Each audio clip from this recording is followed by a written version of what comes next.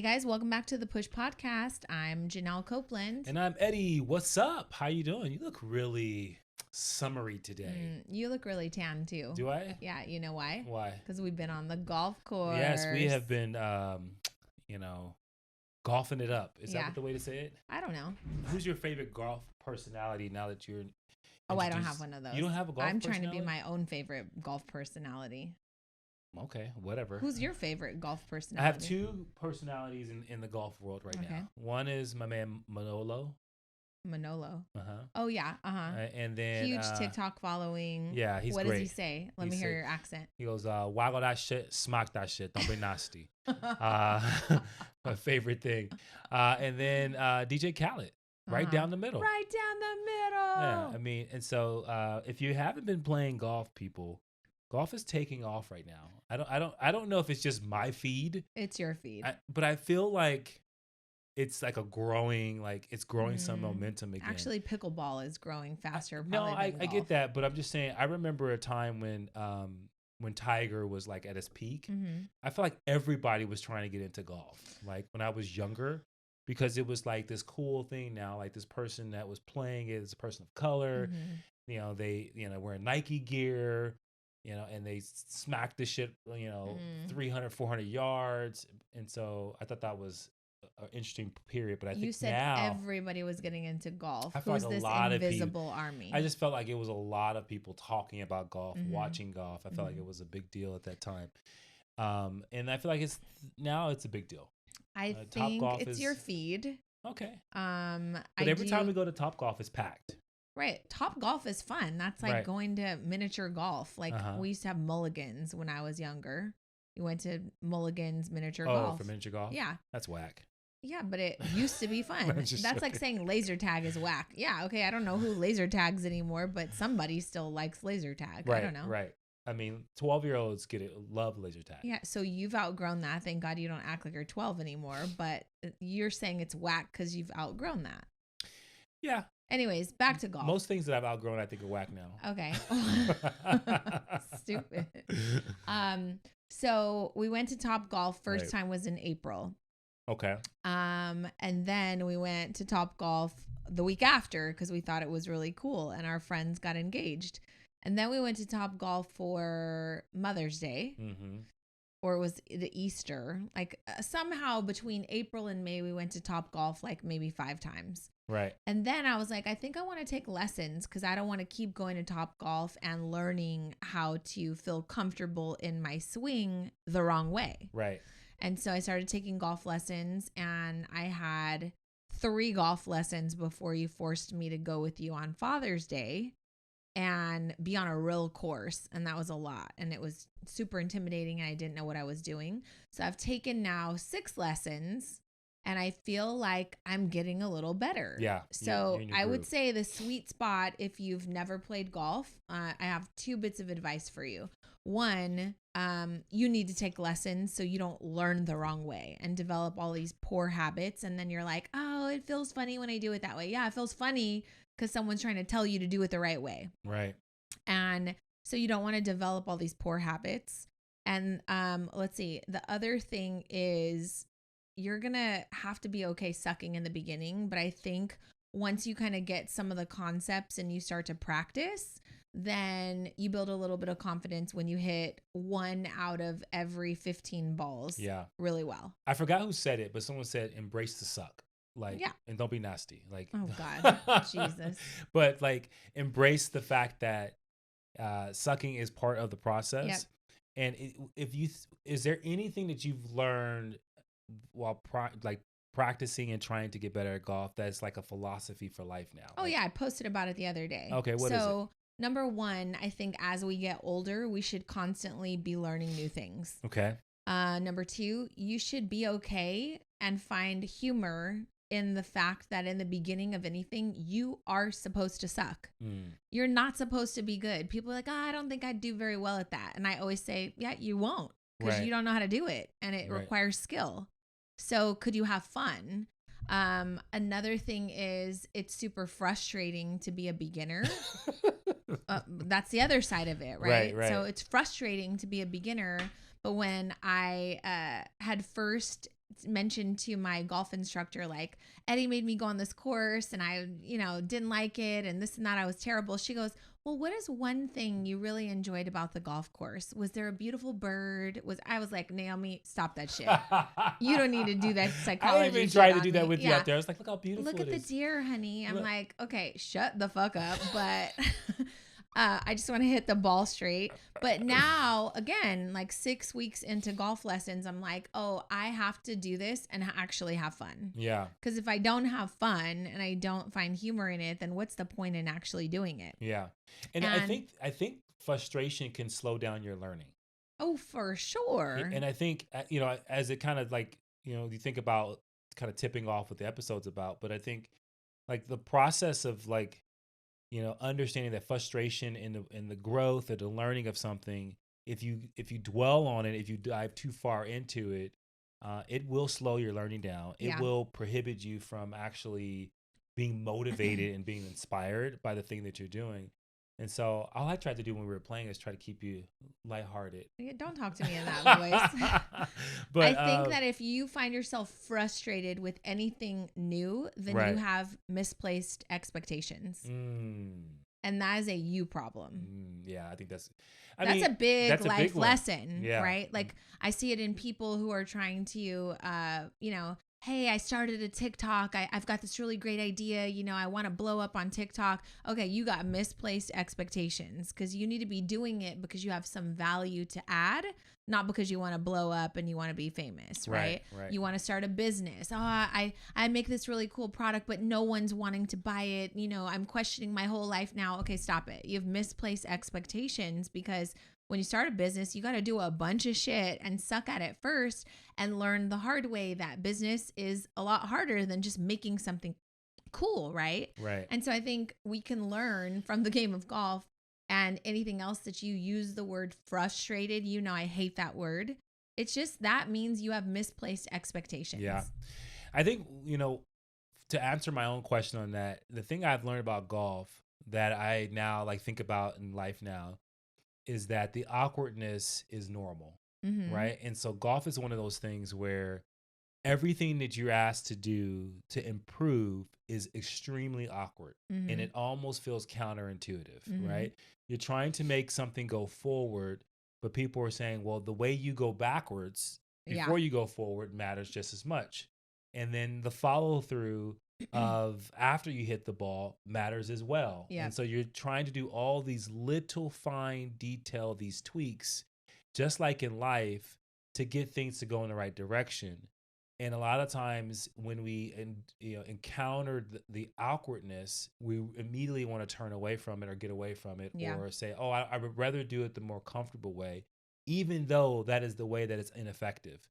And so when you think about like how people sometimes approach anything, social interactions, work, like we often see people like they know that the way that they approach things are not very effective, but it's the way that they feel most comfortable. So they do it anyway. And so they're committed to, and they overvalue the comfort versus valuing the effectiveness and the ability to move forward. Yeah. So that's kind of my thing around golf. So. Okay, so going back to my life lessons about golf. Oh, I didn't know you were. So one, it's okay to be a beginner and to suck. Two, I wrote that it feels awkward because it's new and it's unfamiliar, but it applies to so many things in life. We have friends that are starting fitness journeys. Your mom wants to get a gym membership, and last night she said, "Ooh, I used to go to 24-hour fitness. I don't know if I like it there." I said, "Girl, when? Like 30 years ago?" She goes, "Yeah, about 30 years ago." Well, that is ridiculous. That's the most ridiculous thing I ever heard, Mom. Like, you don't like something from 30 years ago? I said, I'm sure a lot has changed in 30 years. Like, why are you still holding on to that, right? You might really love 24-hour Talk about fitness. An idea that stuck, right? So anything new is going to feel awkward. When you have a baby, my sister's getting ready to have a baby at the end of the month, and I'm like, yeah, you're going to suck at being a mom. You know why? You've never done that. That's okay. Like, just figure it out as you go and find joy in it. And that leads me to number 3. You can challenge yourself to find joy in the process, not just in the result. Yeah. And so, that kind of goes back to like business or anything you're trying to grow, anything that you're like new at, you have to challenge yourself to find the joy. And it's funny you say that And I think people can really listen and go, oh yeah, that makes sense. Uh-huh. But I think we can easily like not understand that. And the reason why I say that is because I think oftentimes when things are supposed to bring you joy, we think that it should be automatic and it doesn't require work, Mm-hmm. right? And so in what you just said is that you have to work. What was the word you used again? You can still challenge yourself to find joy in the process, Right. not just at the arrival of the result. So that key word, challenge yourself to find joy in the process. Like that's work. That's like looking at, okay, you know what? That last hole was shit. Yep. I'm going to look for a deer, right? I'm going to look for something really beautiful in this process. And I think that takes work. It takes effort. Okay, here's my fourth point. You ready? Yeah. Just because you're not naturally gifted at something in the beginning doesn't mean that you won't be good at it after lots of practice. And I think in this day of age, people are looking for things to just like come natural to them. Right. Oh, this feels so good. Like we're talking about mental health and everything should be feeling good and it should be in alignment with you. But if you really want to achieve anything great, you're going to have to put in some damn work for it. Yeah. And so I think that we're talking about a game, but I think it applies to so many things in life. If you want a good, healthy, thriving marriage, you got to put work into that. We were talking to someone last night about that. Like, you know, you don't think we've gone through challenges? Every year, someone, something, some circumstance will throw a healthy challenge at your marriage, and you will have to redefine how you show up for each other. Has that not been the truth for 19 years for us? I mean, just like it's very much the truth. Every single season, there's like a new challenge. Sometimes it's about finances. Sometimes it's about kids. Sometimes it's about work. Sometimes it's about us, right? And so I just think that your relationship with healthy challenges is really going to determine your happiness in anything, not just a game. I want to touch on something because I think is super important, and I think it will give us kind of an entry point to our discussion. But I do think that there is, and this may be triggering for people, but we often overvalue our feelings. Yeah. Right? We overvalue our feelings and then we devalue our intellect. And I mean by that is that our feelings take precedence, right? Like, oh, how I feel about this is how I'm going to behave. How I feel about this is how I'm going to act or what direction I may go in. When we know we have another part of us that says, be smart about this, like really think about this. I know this hurts your feelings, but this person's right. I know that this is hard, but you know you have to keep moving forward. You know you need to take this decision or read this book or listen to this or do whatever it is that your intellect is telling you that's the most rational and reasonable thing to do. But we are in this place where feelings take so much of our space and so much of our time and so much of our energy and so much of our conversations that it's like, hey, your feelings are based on the past. They're based off history. They're based off like what you've experienced, and where you're going may not necessarily be as relevant, right? And I think we have to stop and say, let me put some value in my intellect. Let me put some value in what I do know. Let me put some more value into this present moment and the thing I can control. And so much, and put less of it into like, hey, this is how I've always felt about something. Yeah. Right? It's almost to the point with my mom, right? She's felt about 24-hour fitness this way.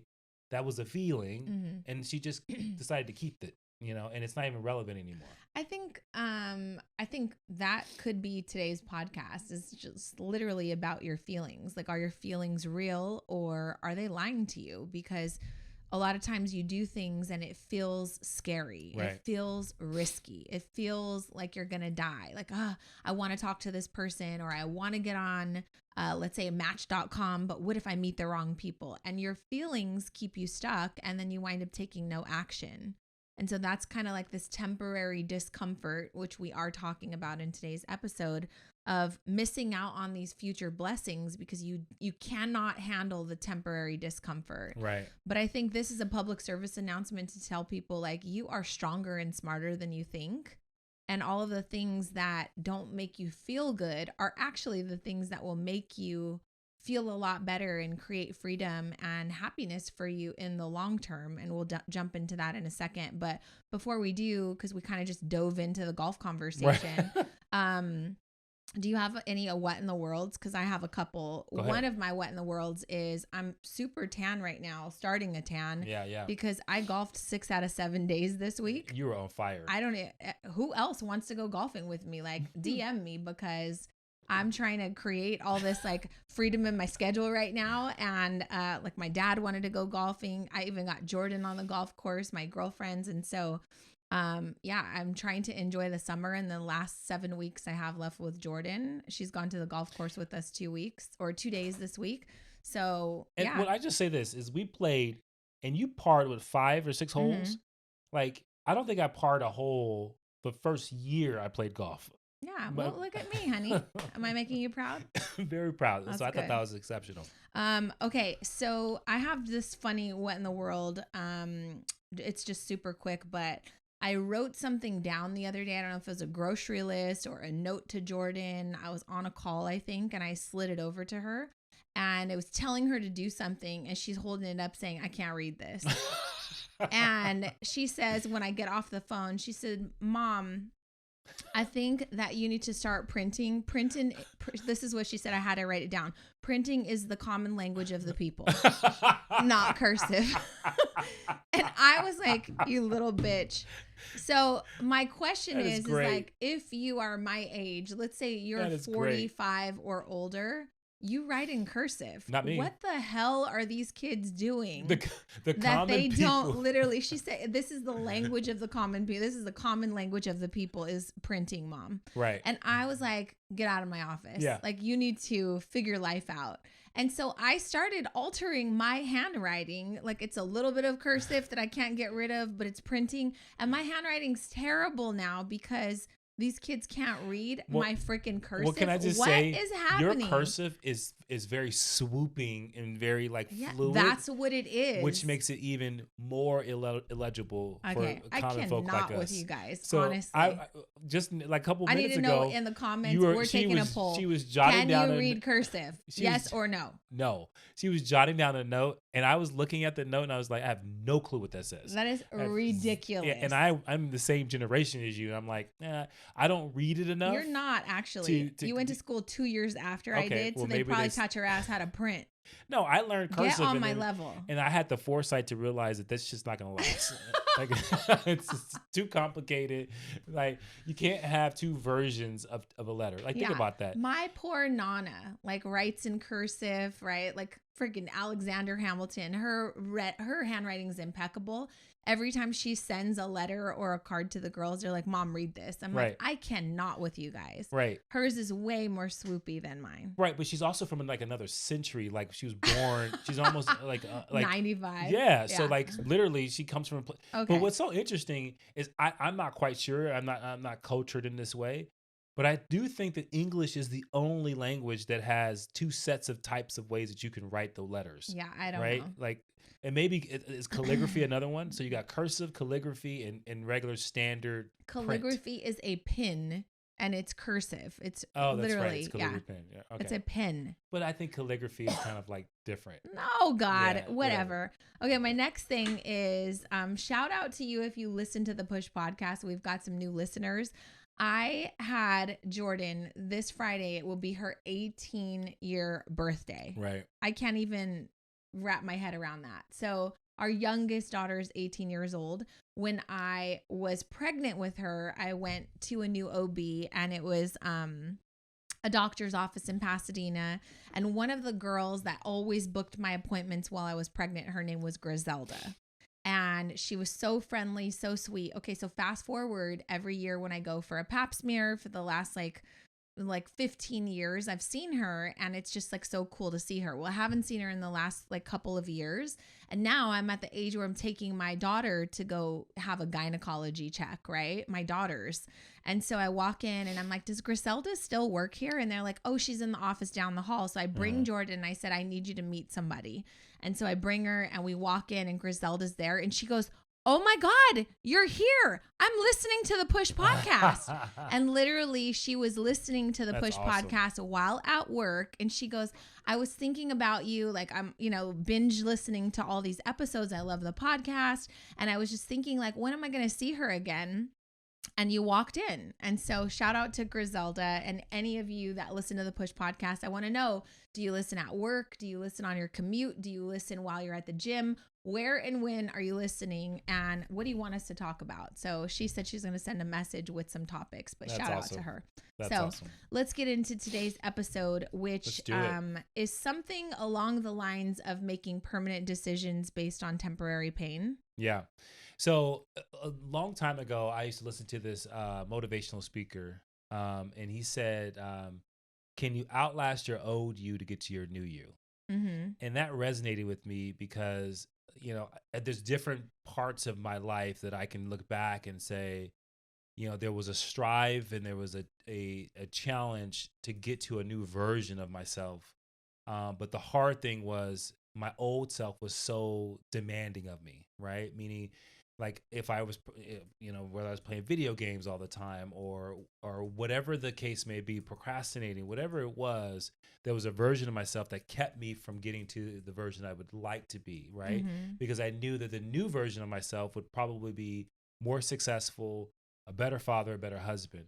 And so it was a quote that really got to me. And then I saw this other quote by Ed Milet. It was very much the same type of sentiment where it's like, you can go through the hardest things. And if you can just outlast that part, if you can get past the temporary pain, you can get to a better place.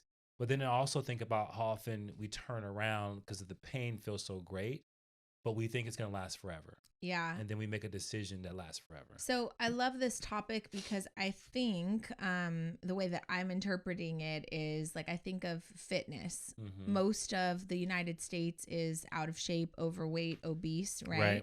And I think about when we've not been in our best shape, it's because we didn't want to go to the gym. We didn't want the temporary pain of the inconvenience of saying no to something else that seemed more enjoyable at the time.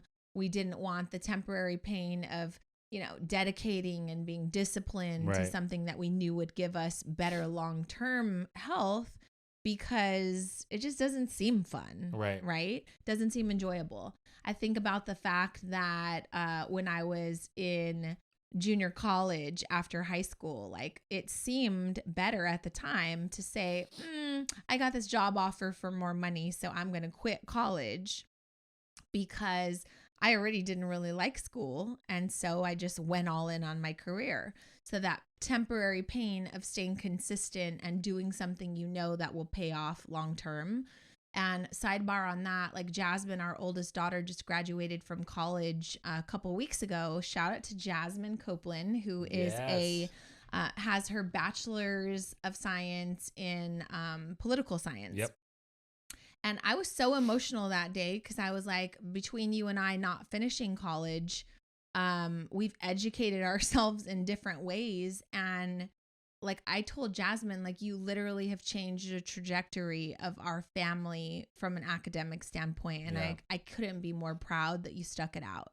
And so temporary pain of, the discipline of going to school and sticking with it for 4 years, she gets to brag about that and put that on resumes for the rest of her life now.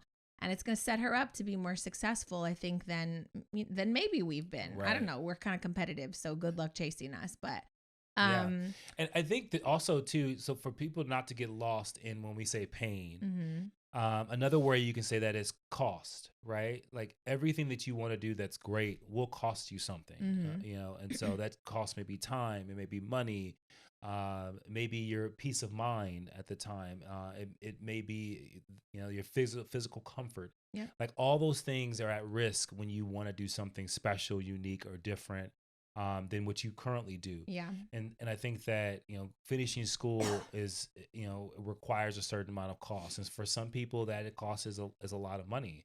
And I think that cost can be viewed as an investment, right? That then you have to do the work to do to get the ROI on that, right? So you were just having a conversation with someone and you were talking about like when we do coaching, when people show up is when they have to pay the most for the coaching, right? When their investment is great. But it's also the hardest thing for people to make a decision on because they're like, oh, I don't want to spend this money.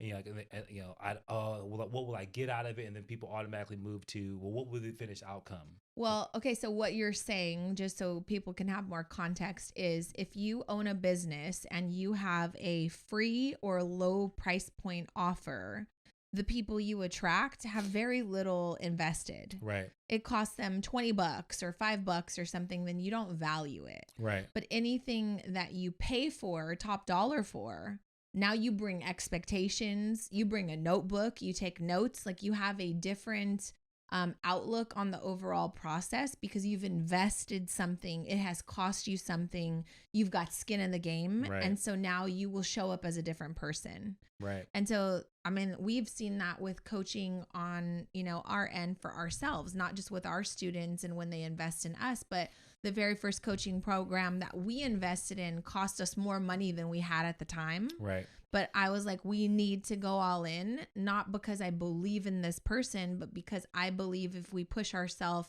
kind of to this brink, we will have to show up as different people. Yeah. And we did. Yeah. Because I think that risk calls upon that other version of you that needs to step up. And so I think that when you think about, working out, getting in shape. So if you're listening to this and there's some type of pinnacle in your life or achievement that you want, there has to be some type of down payment cost, right? Yeah. And some type of cost that you've got to put down. It's like layaway. When you were a kid, you went to Kmart. But the thing is about layaways, you get it before. Oh no, you don't get it. Yeah, you don't get it until you pay it off, right? But it's some type of down payment, some type of cost you need to pay. Wait a second. In order to get that thing that you're trying to accomplish. But maybe that's what's wrong with our generation now is that there is no more layaway. You are buying it, making payments, you're in debt. So you get to enjoy it now. You get the microwave satisfaction now because it's fast, easy, and you can worry about it later. Right. Versus I remember, we both grew up with not a ton of money. I remember going to Kmart and picking out all of these really cool clothes and stuff. And then, my mom saying, okay, we're going to put it on layaway. I'm like, what does that mean? That means we don't get it right now. We have to make payments on it. So monthly we're making payments. And I don't know, 6 months, 12 months later, we get this stuff. And it's like, now you get to enjoy this. Right. We need to we need to be more on layaway plans than we are in debt nowadays. And it's funny because it's almost like you reverse the debt. Yeah. It's like, that thing is out there. You have to work to get it, right? And you have to show up consistently to make the payments in order to get this benefit and this reward. And I think that you're right. I think that so much of what we want today seems so accessible, so demand. Quick that the discomfort is just not part of the game. Right. And so this is why we start talking about mental health and it doesn't feel good and there's too much resistance around the feeling. And I think that today's conversation is about like that discomfort is the cost. It's the barrier to entry just to like be a part of whatever it is you're trying to do. And speaking of costs, like when we had the worst finances, we were not being diligent or good stewards over our money, which is a form of like discipline, right? So, hey, we got to put the money aside so that way we can earn the right to invest or earn money to pay down debt or earn money for whatever it is we're working towards. And without that discipline and without that cost, then you wind up staying in the same struggle. Yeah. And I think that that's the same thing when it comes to health. I think that when you have a particular fitness or health goal, the first thing that most people think about is how inconvenient it is to exercise, how inconvenient it is to eat healthy. And we get that. I mean, we understand. I think we all want good food. You want things to taste good. You want to be able to just chill. But I think we want, because if we wanted good food, we would want good, nourishing food for our bodies. I think we want the social element of like, I want to eat the good food that's bad for me. That's me. Like I want to eat the ice cream because I just want it. I want the cake and the cupcakes and all of the things because it feels good to not have discipline. And why do calories have to exist anyways? That's so stupid. Like, why can't I eat pasta and garlic bread and then cheesecake every day? That doesn't make sense. You can. No, I cannot. That's the point, is like, I want the things that I feel like are going to make me happy. But those things, from my experience, when you have no restriction, no discipline, you're the most unhappy when you do something like that for a year. Yeah. Now you've packed on the pounds, you feel Right. lethargic, you haven't gone to the gym because it didn't feel fun to go. So you chose the fun, which was sitting on the couch, watching, Netflix, eating the cheesecake, the hot wings, all that stuff. Like, are you really going to feel great after a year of doing whatever it is that you want? Will Right. that really bring you joy? And the answer is like, no. In those Right. cases, I've never felt the best about myself during those times. Yeah, I mean, I think everybody wants to go on that dream vacation and be in the best shape of their lives. Yeah. And the thing is are they willing to pay the price and the cost to do that? It's funny that you say that because we were watching that it's kind of like a documentary type show of Fit to Fat to Fit. Mm-hmm. And so this is an old show, right? But this 2016. Yeah, these trainers basically, pack on 65 pounds so that they can go on this fitness journey with their client that has to lose a significant amount of weight. And it's designed in a way where these really fit people actually know what it feels like now to be overweight, to feel the sluggishness of, weight gain, the mental aspect of when you put on that kind of weight, how it impacts your mood, your hormones. And you don't know if the snapback will be there. Every one of them were like depressed. Yeah. We were like, what is going on? So they went from being super fit, super healthy, working out all the time, eating really good, being rigorous in the gym, having discipline, to all of a sudden, because they're in this challenge, they cannot work out. Right. They cannot go for walks. They cannot do anything active, and they have to consume as many calories as possible. Because just like the clients trying to lose weight, they're trying to gain weight to hit a goal by a certain time. So it sounds absurd, but it was pretty funny and kind of cool because, people who are overweight think that fit people will never understand. You'll never understand. And so that's the point of the show is like, well, I want to get fat with you. Right. So that way I do understand the struggle. And so in the beginning, all the trainers start, eating all the stuff and they're like, oh, this is disgusting. Oh my God, I can't believe I'm doing this to my body. By the second week, they're like, not going to lie, this is really good. Like, I see how this is addictive. I'm going through the third drive-through for another McDonald's run. Like, these fries are delicious, right? And so they start becoming addicted to these bad foods. And now they're sitting on the couch, living this super sedentary life, packing on the pounds. And they, for a moment, start enjoying it. And then it gets really like, they get lethargic, their sex life, their relationships, the intimacy, everything starts to decline. They can't run with their kids. They can't be active. And so then they get to a state of depression. Right. And then before you know it, they've hit their peak goal, okay, I finally weighed in being the heaviest I've ever been. And now we got to spend the next 6 to 9 months getting healthy together. Right. And so they got to relearn how to like fitness, relearn how to see if they can snap their body back, and right? Get back to that regimen. So it's kind of a cool show. What's called Fit to Fit. Yeah. I think it's something like that. Yeah. But I just think it just gives people the insight of the cost and the burden and the pain that people go through to try to change their life around when it comes to fitness. But I think when you think about like, if we were to give you any type of answers of like, okay, well, how do you get through that temporary pain? Mm-hmm. I think the first thing is you got to recognize that it's temporary. Right. Mm-hmm. And I think that, we've had business owners that want to like hang up the towel because they're going through a tough time. And you have to ask them, like, if the circumstances weren't not like they are today, and they were greener pastures, like things were great, would you still be energized by the business, right? And the answers are yes, I would be.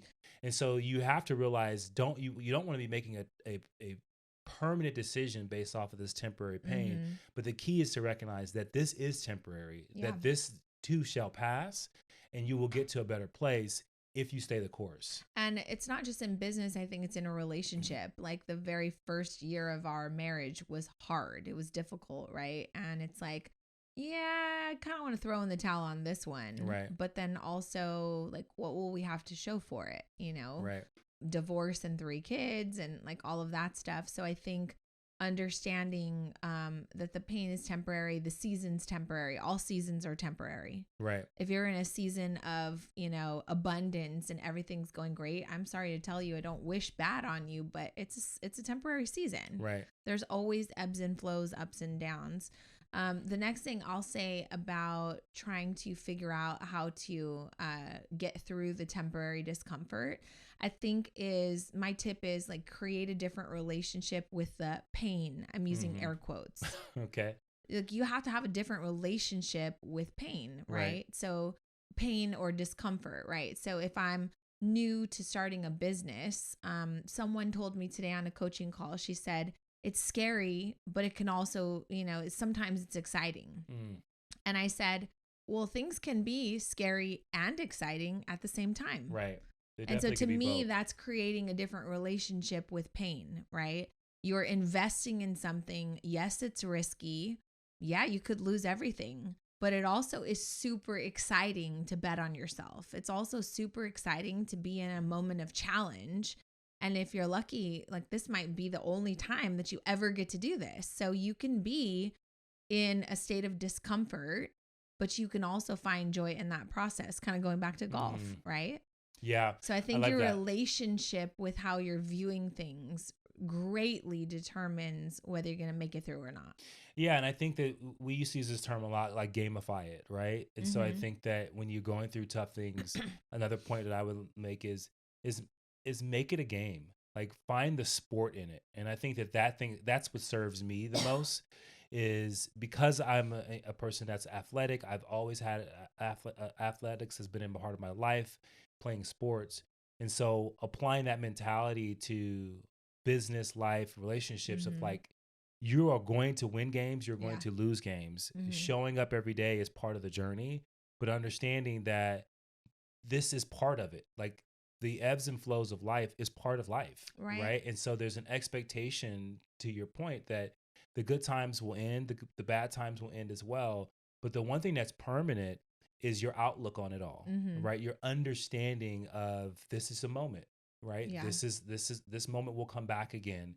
How do I find the joy? How do I find the beautiful moments in it? How do I find the learnings in it that I can use and push forward, but to not fall victim to the circumstance and make this a permanent thing in my mind? Because there are certain people in this world right now, there are people listening to this podcast right now that dealt with something, that had a bad thing happen and they made it last forever. Yeah. Right. And instead of it being something, and it didn't truly last forever. It didn't truly last forever. It now lives in their imagination as this palpable thing that now impacts everything they do in this world. It's actually how they now identify themselves in the world, is by this particular moment. Right.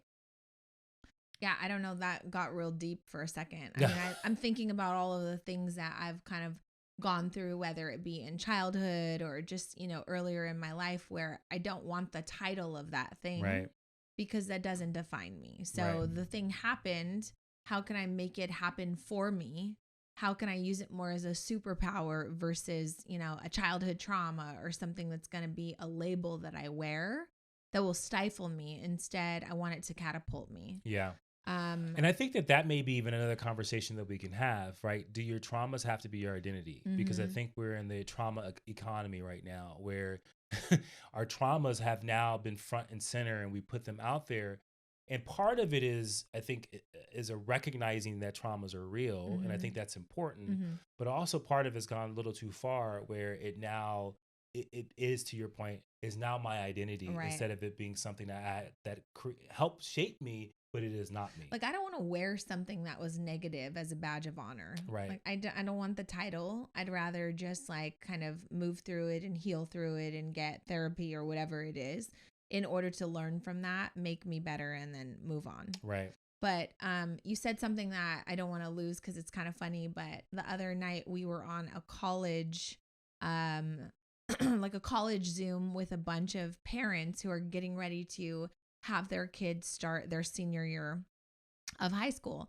And so they asked Jordan and I to be panelists and to kind of share. And so I asked Jordan, like, do you want to get on this call with me? And she goes, oh, they're in for it.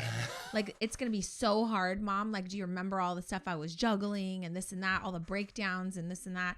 And I was like, yeah. I said, but we don't have to scare them. She said, oh, no, it's their rite of passage. Like, they have to go through this.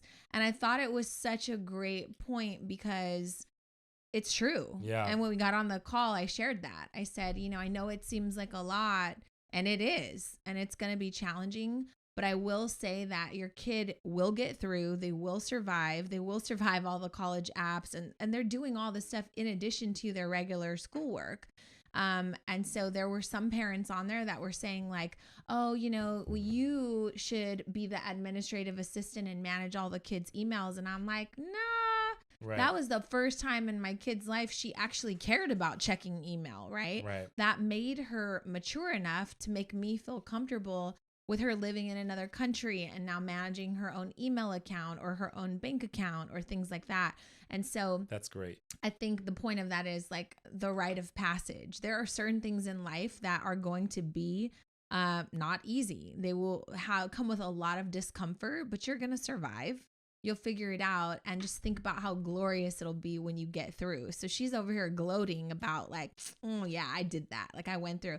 And I remember at the time telling her, this is the only time in life you'll ever have to focus on getting through college. This is the only time you'll ever get to do this. So you can do it and fall apart, or we can try to find some humor and joy in this. And she's like, okay, you're right. And would go back to the drawing board. Yeah. So super proud that she made it through that. But the next question I would say is... Well, you made me think about something before you get to that question. Like, I think about the fact that every treasure in this world is guarded, right? And I've been trying to get you guys to come to the movies and watch the Indiana Jones. But you won't. Whatever. I'll go by myself. It doesn't matter. I don't want you to go to the movies by yourself. That's okay. I'll suck it up. I'm your wife. But it's interesting because on Indiana Jones, everything is about him just finding something that he's trying to discover, right? And I don't know what the new movie's about, but every movie has been that. And everywhere he goes, there are obstacles and there are things that show you that this treasure that you're trying to find, this holy grail, whatever it may be, is heavily guarded. Right. And I think that is life. Like everything that you truly want is guarded. Yeah. There's trap doors. There's discomfort. There's deception. Scariness. There's all these things. Bad guys. But the cool thing is that you go to the movie because you want to see how the hero is going to overcome it, right? But you don't want to be the hero in your own journey, right? But you're taking away your ability to be the hero in your own journey because you don't want to go through the adventure, even though you love watching the hero. Nobody wants to watch a movie that just begins and ends. He got it. He won the girl. He got the treasure. He quit. He quit. He went home. Right? No. So I think your story, if you're listening to this, like it's your movie. Yeah. It's like this. That's another way for you to say, hey, this is how I'm going to get through the pain. This is my hero's journey, and I'm going to get to it. I'm going to capture the treasure, and it's going to be a fun, exciting I like how thing. You pulled it through that Indiana Jones plug there. Okay, stop. Oh, sorry. I think the question that I would ask the listeners is, do you always choose easy? And if you find yourself always choosing easy, then you know that there's going to be some consequences that come with that, right? So easy comes in the form of avoidance. I'm in this relationship. We don't really communicate that well. I don't know what he wants out of it. He doesn't know what I want out of it. I'm just going to avoid it. That's easy to do. Very easy. And then what happens? It costs you 10 years of your life. It costs you the fact that you might have missed out on all these amazing opportunities with other people, right? Easy comes in the form of not pursuing your dreams. I'm afraid to open the business because what if it fails? Well, it could, but what if it would have been your $1 million idea? Easy comes in the form of not signing up for the class because you're scared. I don't want to take the golf lesson because I'm not good. Yeah, bitch, you're not supposed to be good. You're new. That's why you need a class, right? Right. Easy comes in the form of, choosing the thing that feels really good, even though you know it's the thing that's going to make you feel the worst. Yeah. So eating the bonbons and watching the TV every night and not going to the gym. And so just, to ask the audience. Easy is never being embarrassed. Yeah. Avoiding embarrassment. Yeah. You got to find the humor in, the things that you suck at or, things that don't feel good. And sometimes that's embarrassing. And because I remember telling you, like, when you're playing golf, you're like, I don't want to play with someone that's nerve-wracking because I'm not good. Yeah. And I'm like, it's unavoidable. Yeah. Like, at some point, you're going to play with someone and you're going to feel embarrassed because but I would rather do it with more confidence under my belt. 100%. But even still, like as you're getting really good. I have played for a while. I can play solid, and then sometimes my whole game can fall apart. Yeah, it's embarrassing. Well, it's helpful though to watch your game fall apart, right? and then like people see my size and I go, oh my god, this guy's gonna hit it really hard. And then like my first drive goes 10 feet, right? And then they're going, oh, womp womp womp, right? And so, it's intimidating for you, is what? No, but I'm just saying, it's like being really great at something is unavoidable. You're going to embarrass yourself. Yeah. You're going to have a day that you go, wow, I sucked and everybody saw it. But I think embarrassment is one of those like titles that you don't have to wear it. Like it is what you make of it, right? Yeah, and I don't get embarrassed easy, but I'm just saying like most people do. Right. And so, and it's okay. I would just challenge you. If you're embarrassed of something, then again, you had misplaced expectations. Right. But yesterday we're at the golf course and Jordan was like, what if I don't hit it? I go, baby, you're not going to hit it perfect. It's okay. Right. And then you didn't hit it perfectly. And behind your back, I was like, see, your dad's a good golfer, but he doesn't hit the ball straight every single time. That should make you feel good about yourself. It's just like, you're right. So just have fun, Yeah. And so just almost it's like, stop trying to protect your self-image. Yeah. Like, this, whatever you're trying to create that's perfect, it ain't. Yeah. So just go with it. Yep. So that's all we got. Be humble. Yeah. Be humble. Yeah. Okay. Okay. So yeah, I hope that this episode was helpful, insightful. I think we shared a lot. I think that a discomfort, you got to ask yourself, am I choosing the easy path for a lot of things that you're doing? And I'll just tell you, when we chose the easy path, we were broke, we were out of shape. Our marriage wasn't in the best position, and we were stuck in jobs that we didn't necessarily love. Right. So we're speaking from experience, not standing on a soapbox, but basically saying like, on the other side of easy is all of the things that your life should be calling you towards. It's calling you towards being on a budget, being more disciplined around your food, your eating habits, how you take care of your body, how you move your body. It's calling you to be more disciplined around the relationships that you say matter. Like, what are you doing to feed those relationships and to nourish those relationships? What are you doing to get better at things in life that you think you hate right now? Right. What risks are you willing to take? Yep. Right. The risk of embarrassment, the risk of the cost, the risk of disrupting your comfort or your harmony. Like, those are things I think you have to put on front and center, and you got to say, I'm willing to put these things out there and risk it all to do something really great. And I think that when you're met with temporary pain, recognize it as temporary pain. And don't make a permanent decision based off of the discomfort that you have there. And I think that that's going to be something that's going to be huge for people. And I hope this episode serves you. Yep. We'll see you guys in the next episode. Take care. Always push through.